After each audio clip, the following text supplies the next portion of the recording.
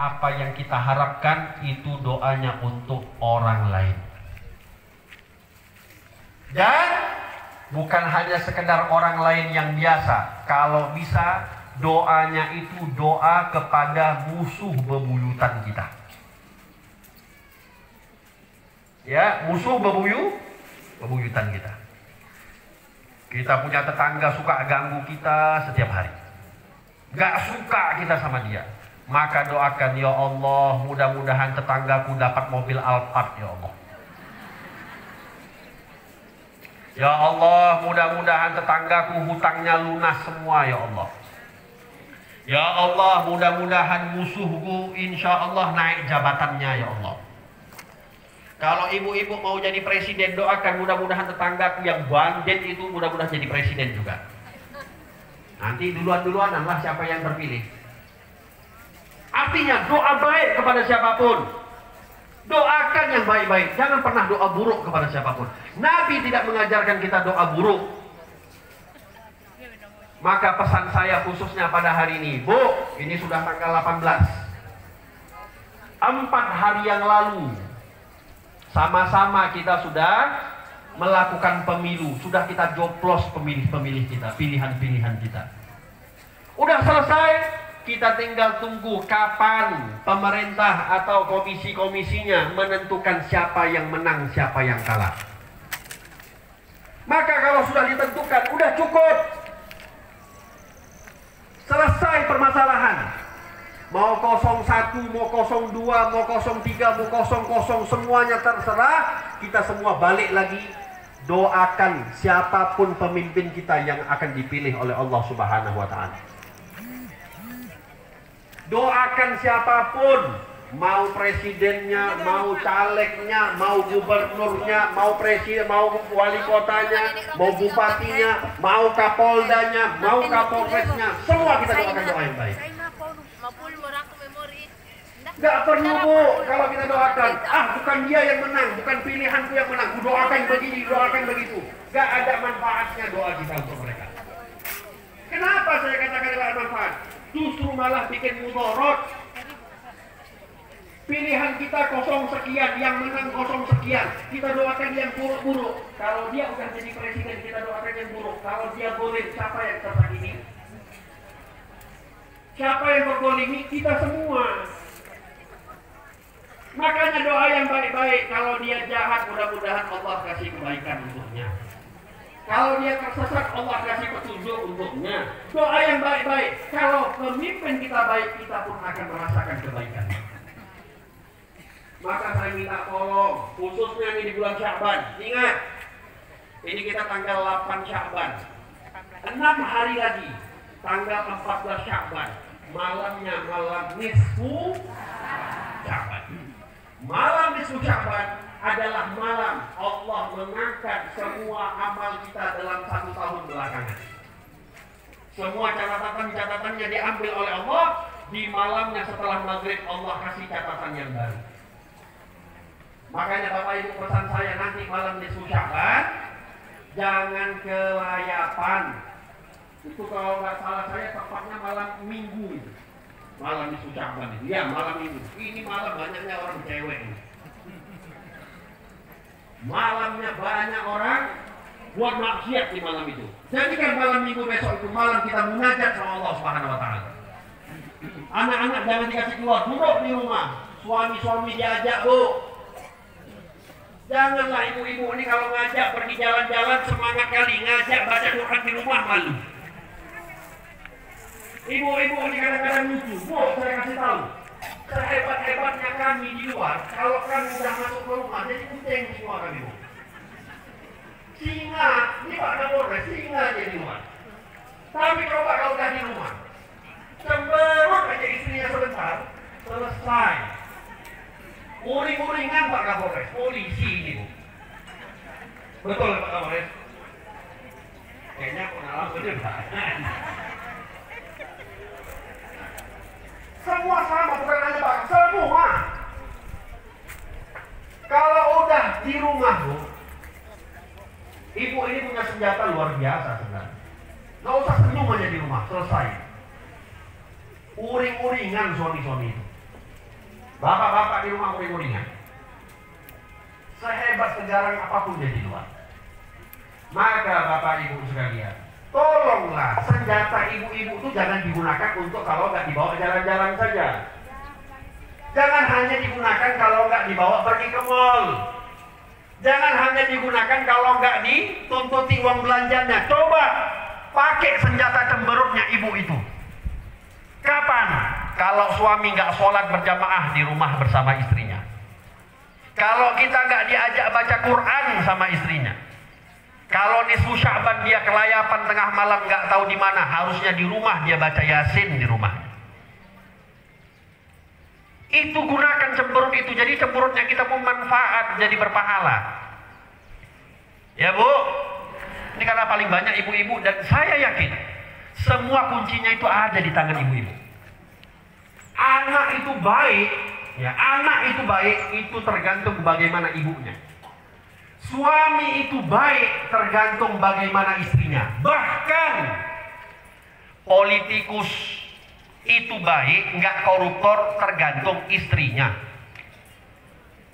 Bapak-bapak ini ya, yang jadi caleg atau jadi politik-politik, anggota-anggota dewan itu, kenapa mereka mau korupsi? Kayak mana lah pula istrinya minta atas Gucci, minta atas Hermes, minta atas Chanel, gak cukup-cukup.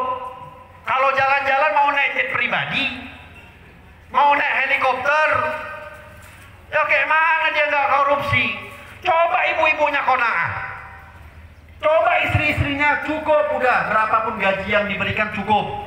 Insya Allah suaminya nggak pikir kemana-mana. Ini karena nggak cukup-cukup, udahlah gaji 50 juta, 100 juta. Tapi subhanallah gak cukup. Kenapa? Tuntutan istrinya juga gak cukup-cukup. Makanya Bu, gak hanya anggota dewan, siapapun suami kita, apapun pekerjaannya, coba kita belajar qanaah. Belajar, ayo merasa cukup. Ingat, sebenarnya gak ada orang miskin, gak ada orang kaya. Semuanya kita sama. Kenapa saya katakan gak ada orang kaya, gak ada orang miskin? Banyak orang kaya gak pernah dia merasakan dirinya sudah kaya. Ya buktinya apa? Banyak yang masuk jadi penjara itu, koruptor-koruptor itu kan orang kaya. Mana ada koruptor orang miskin? Kenapa saya katakan gak ada orang miskin? Banyak orang miskin yang hidupnya merasa dia kaya raya. Oleh sebab itu bukan sebab kaya atau miskin, banyak harta atau tidak harta, tapi semuanya berasal di dalam hati kita Bapak Ibu.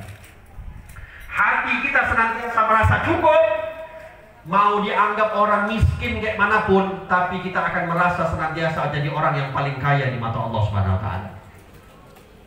Tapi kalau udah kaya kayak manapun, kalau nggak ada rasa syukur sama Allah, nggak akan pernah jadi orang kaya kita. Maka mulai hari ini, ayo sama-sama qanaah. Qanaah, merasa cukup. Apalagi nanti masuk bulan Ramadan tuh belajar. Ya, diajarkan kita semuanya sama, nggak ada yang boleh makan, nggak ada yang boleh minum, serentak dibuat sama Allah Subhanahu wa Ta'ala. Bapak Ibu, ingat, malam nisfu Sya'ban banyak-banyak kita beramal di rumah. Khususnya di waktu maghrib diajarkan oleh ulama kita baca Yasin 3 kali. Ya insya Allah udah sering diamalkan, dengan niatnya masing-masing, jangan kelewatan. Itu harus spesial. Dan Allah mengampuni semua dosa-dosa orang di malam nisfu Sya'ban, kecuali 2 golongan gak akan diampuni oleh Allah. Jangan sampai kita daripada salah satu 2 golongan ini. Apa 2 golongan yang gak akan diampuni oleh Allah? Yang pertama, musyrik, orang yang syirik kepada Allah. Saya yakin Bu, yakin saya, ibu-ibu yang hadir di sini, bapak-bapak yang hadir, saya yakin kalau disuruh nyembah patung gak akan ada lagi yang mau. Kalau disuruh nyembah pohon pasti gak ada yang mau. Kalau disuruh nyembah matahari gak ada yang mau. Karena kita semua yakin yang kita sembah adalah Allah Subhanahu. Tapi masalahnya yang saya khawatirkan bukannya nyembah pohon, bukan nyembah patung, bukan nyembah matahari. Yang saya khawatirkan, kalau dagangannya nggak laku, pergi ke dukun. Yang saya khawatirkan, demi mendapatkan istrinya orang, pergi ke dukun.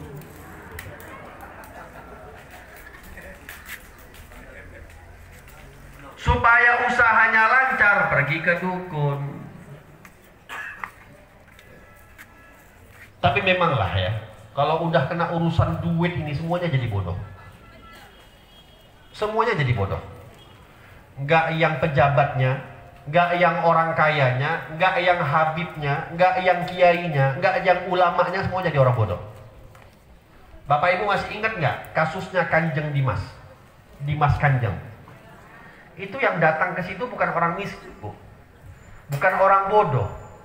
Setingkat profesor pun datang ke situ. Maunya apa? Uangnya digandakan.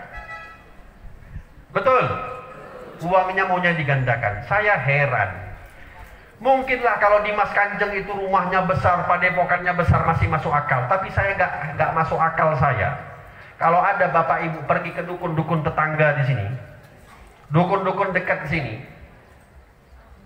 minta uangnya digandakan, tapi rumah dukunnya masih sewa. Minta uangnya digandakan, tapi rumahnya masih terbuat dari kayu. Banyak pula yang percaya. Mudah-mudahan insya Allah nggak ada di sini ya, nggak ada insya Allah. Tapi anak-anaknya tuh hati-hati. Ya, sekarang lagi musim ini, cinta ditolak, dukun bertindak. Ya, ibu-ibu yang pakai susu itu tobat. Siapapun yang pakai pecantik ini segala macam, tobat. Saya tuh kemarin hampir juga diajak, Beb, kita ke dukun ya Beb, ada orang hebat kali ini, dia bisa menggandakan uang kita, dia bisa meramal kita. Bisa gandakan uang? Iya. Boleh nggak saya minta satu aja permintaan? Apa itu? Bisa nggak dia gandakan istri saya? Kalau ada dukun bisa gandakan istri saya, mau juga saya percaya ke situ. Tapi kalau gandakan uang, saya yakin cukup dengan sedekah kepada Allah. Saya yakin insya Allah uang saya akan digandakan oleh Allah Subhanahu Wa Taala. Tuh Bapak Ibu tadi yang numbang ini, saya juga agak cemburu di Tuan Tolong. Tuan laporkan saya cemburu ini. Itu kok dikasih kotak ada saweran, kok saya nggak ada kotak di depan. Enak yang main-main rebana ini. Besok saya daftar ke situ aja lah. Bapak Ibu, tapi saya yakin yang tadi keluar uangnya, ya, yang tadi keluar uangnya untuk sedekah bukan hanya kepada mereka, kepada siapapun, hanya mengharapkan balasan dari Allah. Saya yakin, saya yakin uangnya pasti digandakan oleh Allah Subhanahu Wa Taala. Nabi mengatakan, la yang gusul mal min sadaqah bal yazdad bal yazdad bal yazdad. Kata Rasulullah, orang yang berbicara tidak pernah dengan hawa nafsunya. Kalau berbicara dengan wahyu dari Allah, Nabi mengatakan tidak akan pernah berkurang harta orang yang bersedekah, tetapi bertambah. Gak perlu ke dukun, sedekah kepada siapapun.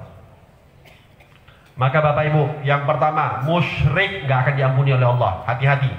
Yang kedua ini yang paling banyak. Kalau musyrik saya yakin insya Allah gak banyak. Tapi yang kedua ini yang hati-hati. Siapa yang gak akan diampuni oleh Allah? Al-musyahin. Al-musyahin, orang yang punya permusuhan dengan saudaranya. Lagi-lagi saya katakan, ayo kita rujukan. 14 Februari selesai. Jangan lagi ada anak dan orang tua berantem karena beda presiden. Itu yang ketawa-ketawa itulah yang berantem sebenarnya. Udahlah Bu, cukup. Gak capek 5 tahun sekali kita berantem. Suami sama istri pisah ranjang. Satu kosong sekian, satu lagi kosong sekian, pisah ranjang. Tetangga lempar-lemparan karena beda pilihan presiden. Ini kejadian, kasus betul. Tahun 2019 yang lalu. Ini saya dengar ceritanya langsung dari orang si pelakunya. Apa kisahnya? Ada satu anak muda suka sama anak mudi. Lamalah mereka dekat. Sampai pada masanya mereka mau melamar, mau ke jenjang pernikahan. Subhanallah, entah salah pilih waktu, entah salah pilih tahun, entah nggak sadar atau apapun, 2019 mereka tetapkan mereka mau lamaran. Datanglah keluarga mempelai pria mau melamar, tunangan keluarga mempelai wanita datang. Entah kenapalah, mungkin ada 1-2 hal. Lama kali acara tunangan itu. Harusnya kalau buat tunangan besok-besok Bapak Ibu, apalagi di tahun-tahun politik tuh hati-hati ya. Kalau mau buat tunangan, langsung taruh makanan, habis makan ngomong apa yang mau disampaikan, sampaikan. Habis itu langsung pulang, gak usah banyak kali cakap. Ini mungkin karena nunggu makanan gak keluar-keluar, bercakap-cakap lah dulu. Besannya ini. Ngomong sana, ngomong sini, ngomong sana, cerita sini, sampailah cerita. Bapak bentar lagi pilih siapa? Oh, saya cebong setia. Oh, Bapak cebong, saya kan kampret. Nah, kan bodoh.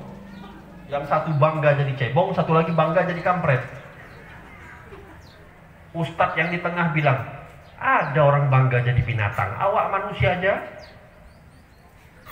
masih malu di hadapan Allah, ini bangga jadi binatang. Akhirnya singkat cerita, cekcok sana sini, anaknya udah ngebet mau kawin, batal gak jadi lamaran. Pulang gak ada, batal. Udah. Habis pemilihan, yang si cebong dan si kampret rupanya yang kawin. Satu jadi presiden, satu jadi menteri. Yang awak yang mau kawin batal kawinnya. Ini kejadian. Jadi jangan sampai lah. Kalaulah sama orang di luaran sana saja kita nggak boleh bermusuhan, apalagi yang sama satu rumah kita. Apalagi yang sudah menjadi orang tua kita, nggak boleh. Hati-hati Bu. Dan juga nih, kalau ini saya tengok kan ada orang udah jadi orang tua semua rata-rata. Bu, tolong pesan saya satu untuk ibu-ibu, untuk bapak-bapak.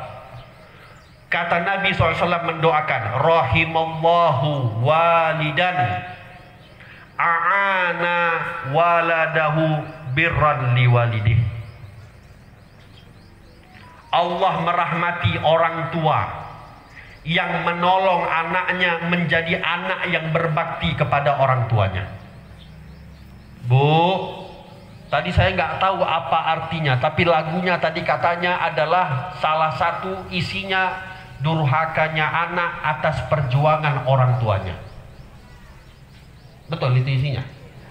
Kalau nggak betul saya marahin Ustadz Fahri ini. Beliau yang terjemahkan tadi soalnya. Bu, tolong anak kita untuk berbakti kepada kita. Artinya apa? Jangan banyak kali kasih syarat untuk anak. Nah, aku ridhoi kalau kau buat mamamu ini Borobudur di Medan. Kau buat Borobudur di Mandailing. Waduh, beratnya luar biasa. Begitu juga Bu. Ya, Bu. Buatlah anak-anak kita berbakti kepada orang tuanya. Yang paling banyak kasusnya hari ini adalah kalau sudah siap anak kita menikah, mudahkanlah pernikahan mereka.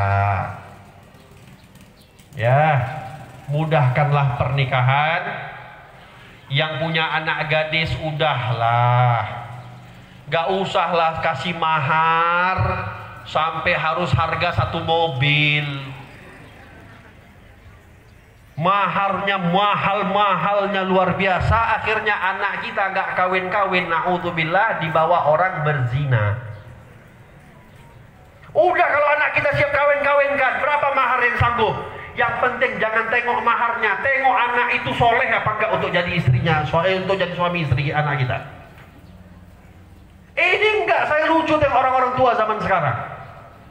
Ada anak melamar, bukan yang ditanya bisa sholat apa enggak, bukannya yang ditanya bisa baca Fatihah apa enggak baik dan benar, bukannya yang ditanya bagaimana engkau bisa jadi imam apa enggak. Ini yang ditanya, kau PNS apa enggak? Loh, kok PNS? Presiden aja bisa turun, apalagi PNS. Kenapa itu yang dijadikan patokan? Coba tanya. Nah, yuk, ini bentar lagi waktu maghrib, kau jadi imam. Suruh dengar dia baca Fatihah bagaimana. Suruh bagaimana cara dia memimpin sholat untuk kita. Karena dia akan memimpin sholat anak kita nanti.